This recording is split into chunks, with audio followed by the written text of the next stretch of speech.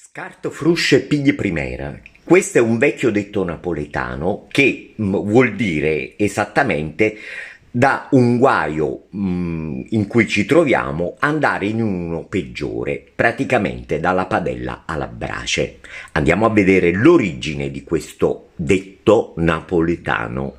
È un gioco di carte che si chiamava la passatella, che consisteva, in effetti la passatella era una bottiglia di vino che veniva offerta da chi perdeva a tutti i partecipanti, e a volte ci si trovava anche in una situazione che bisognava dare da bere, offrire da bere anche a persone che erano contro chi aveva giocato. Il gioco consisteva in raggiungere un punteggio, e c'era la primiera, che erano 4 carte di semi diversi, e il fruscio invece che avevano 4 carte che avevano lo stesso seme. Se le carte in possesso del giocatore non erano di suo gradimento, poteva ovviamente cambiarle, quindi per cercare di migliorare il suo punteggio, né più né meno, anche come succede in moltissimi giochi di carte.